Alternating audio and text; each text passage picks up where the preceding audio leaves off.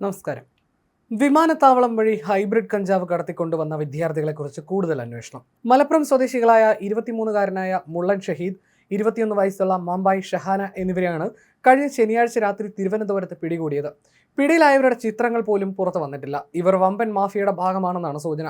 അതുകൊണ്ടാണ് ഫോട്ടോ പോലും പുറത്തുവിടാത്തത്.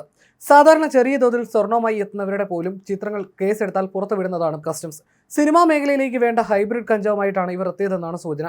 ബംഗളൂരുവിലെ കോളേജിൽ ഫാഷൻ ടെക്നോളജിക്കും നഴ്സിംഗിനും പഠിക്കുന്നുവെന്നാണ് കസ്റ്റംസിന് ഇവർ നൽകിയ മൊഴി. ഒരു പബ്ബിൽ വെച്ചാണ് പരിചയപ്പെട്ടതെന്നും ഒരുമിച്ചാണ് ഇപ്പോൾ താമസിക്കുന്നതെന്നും മൊഴി നൽകിയിട്ടുണ്ട്. മലപ്പുറം സ്വദേശികളായ ഇവർ തിരുവനന്തപുരത്ത് വിമാനമിറങ്ങേണ്ട സാഹചര്യവും പരിശോധിക്കുന്നുണ്ട്. ഭക്ഷണം പൊതിയുന്ന പാക്കറ്റുകളിലാക്കിയാണ് കഞ്ചാവ് കൊണ്ടുവന്നത്. സാധാരണ ഭക്ഷണ പൊതികൾ കസ്റ്റംസ് പരിശോധിക്കാറില്ല. പാക്കറ്റുകളുടെ ഭാരം കാരണമാണ് പരിശോധിച്ചത്. ഇലക്ട്രിക് സിഗരറ്റുകളാണോ എന്ന സംശയമായിരുന്നു ഇതിന് കാരണം. ഇവരിൽ നിന്ന് കഞ്ചാവ് കൈപ്പറ്റാൻ പുറത്ത് ഒരു സ്ത്രീ കാത്തുനിന്നിരുന്നു. ഇവരെ കണ്ടെത്താനും അന്വേഷണം നടത്തും. തിരുവനന്തപുരം വിമാനത്താവളത്തിൽ ഇതാദ്യമായാണ് ഹൈബ്രിഡ് വിഭാഗത്തിലുള്ള കഞ്ചാവ് പിടികൂടുന്നത്. പിടിയിലായവർ നേരത്തെയും തായ്ലൻഡ് യാത്ര നടത്തിയിട്ടുണ്ടെന്ന് കസ്റ്റംസ് കണ്ടെത്തി. 10 കോടിയിലധികം വിലമതിക്കുന്ന 10.6 കിലോ കഞ്ചാവാണ് ഇവരിൽ നിന്നും പിടിച്ചെടുത്തത്. തിരുവനന്തപുരം വഴി ഇവർ നേരത്തെ കഞ്ചാവ് കടത്തിയിട്ടുണ്ടോ എന്നും സംശയമുണ്ട്. റിമാൻഡിലുള്ള പ്രതികളെ കസ്റ്റംസ് കസ്റ്റഡിയിൽ വാങ്ങി വിശദമായി ചോദ്യം ചെയ്യും. ഇവർ നേരത്തെയും കഞ്ചാവ് കടത്തിയിട്ടുണ്ടോ എന്നതടക്കമുള്ള കാര്യങ്ങളിൽ വ്യക്തത വരുത്താനുണ്ട്. ഇവരെ പ്രാഥമികമായി ചോദ്യം ചെയ്തതിൽ നിന്നും ഇവർക്കൊപ്പം വിദേശത്തേക്ക് പോയ 2 പേർക്ക് കൂടി കഞ്ചാവ് കടത്തിൽ പങ്കുണ്ടെന്നാണ് വിവരം. ഒരു ആൺകുട്ടിയും ഒരു പെൺകുട്ടിയുമാണ് ആ 2 പേർ. ബംഗളൂരുവിൽ പഠിക്കുന്ന 2 പെൺകുട്ടികളും 2 ആൺകുട്ടികളും നിശ ക്ലബ്ബിൽ വെച്ചാണ് പരിചയപ്പെട്ടത്. ഇവർ പിന്നീട് മയക്കുമരുന്ന് മാഫിയയുടെ വലയിൽ കുടുങ്ങുകയായിരുന്നു.